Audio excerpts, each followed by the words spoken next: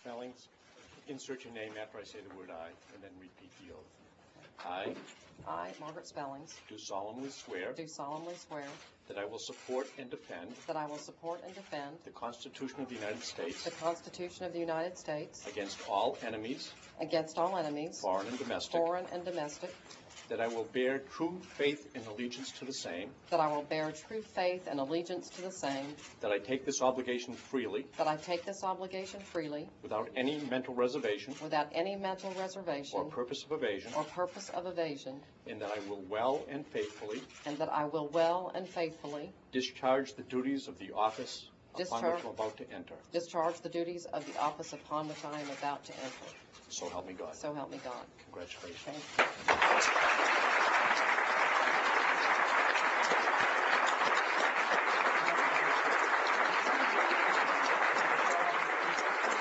you. Please be seated. Thanks for coming.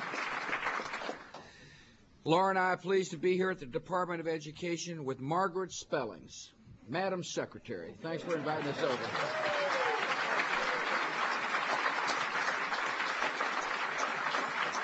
I have known Margaret for a long time before we both came to Washington.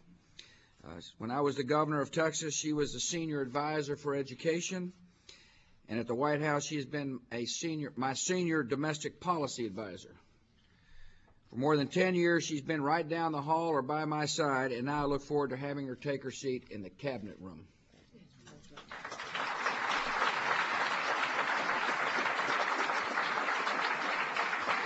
It's good to be here with members of her family. I've known her husband for a while, Robert Spellings. It's good that Robert and Britton are with us.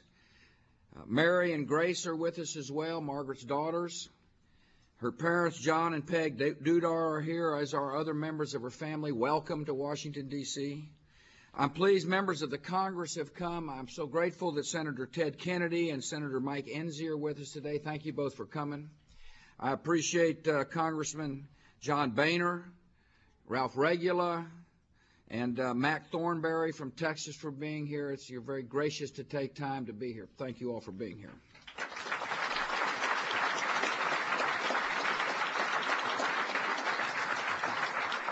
Looking around, I see other nominees for the cabinet and members of our administration, all fans of Margaret's. I see a few Texans have come up from the great state. Thank you all for being here. We're honored you're here. I know Margaret is especially honored you're here. She will be an outstanding Secretary of Education. She has been involved in all her efforts to strengthen American public schools. She was instrumental in getting the No Child Left Behind Act passed that will help raise standards in our public schools. She believes, as I do, that every child can learn and that every school must teach. In the past 4 years, we have made great strides. Today, children across America are scoring higher on state reading and math tests. The achievement gap in America is closing. We've made important progress, but Margaret understands there is still more work to be done. We will maintain the high standards of No Child Left Behind. We will extend those high standards and accountability to America's public high schools. Today, only about 60 out of every 100 students entering our public high schools ever make it to graduation 4 years later. Margaret understands, as do I, that is unacceptable. We're committed to ensuring that every high school student succeeds and leaves with the skills he or she needs to succeed in college or the workplace. Because most new jobs in our 21st century economy will require post-secondary education or training, Margaret understands we need to make higher education more affordable and accessible for all Americans. We will reform the student aid system and increase college assistance for low-income students. We'll increase the maximum award for Pell Grants and make them available to students year-round. And we will expand access to community colleges so that more Americans can develop the skills and knowledge they need to succeed in the workplace. Margaret is the right person to carry out a reform agenda. She is talented, she is smart, she is capable, and she is a lot of fun to be around.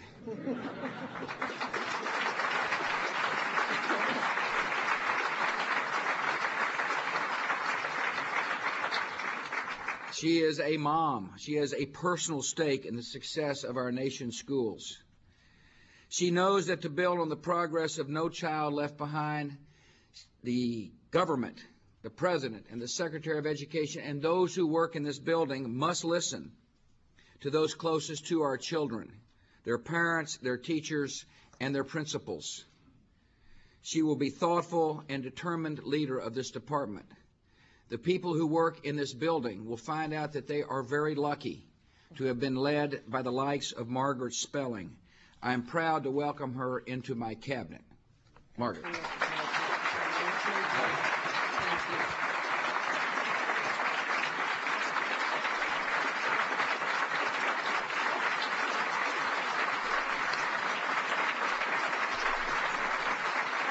Thank you.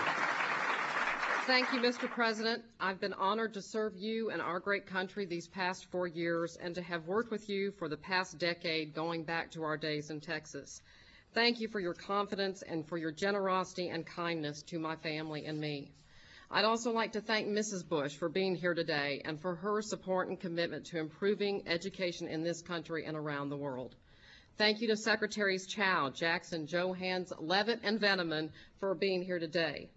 Thanks also to Chairman Enzi, Senator Kennedy, Chairman Boehner, and Chairman Regula. Your presence means so much. To all the United States Senators, I thank you for my quick confirmation. Our positive experience portends well for our ability to work together. I am eager to work with members of Congress on both sides of the aisle and in both chambers to continue the progress begun under Secretary Rod Page, to whom I am grateful. I'm grateful as well to the White House Chief of Staff, Secretary Andy Card, and my former colleague Jim Toohey for their important roles today, and thanks to Deputy Secretary Jean Hickok for making me feel so welcome here. Of course, I'd like to thank my family, my parents, John and Peg Dudar, my sister Ellen, and sister and brother-in-law Nan and John Lawson, and most importantly, my husband Robert and our sons Britton and Robert and daughters Mary and Grace LaMontagne. Let me offer a special thanks to the department's 4,600 employees, my new colleagues. I look forward to our close collaboration and communication. Mr. President, your passion for education has become our policy. Your belief that every child can learn has become our mission. When you signed No Child Left Behind into law 3 years ago, it was more than an act. It was an attitude that says it's right to measure our children's progress from year to year so we can help them before it's too late. An attitude that says expecting students to read and do math at grade level or better is not too much to ask. Mr. President, you had faith that our teachers, principals, and administrators could make it happen, and your faith is being rewarded.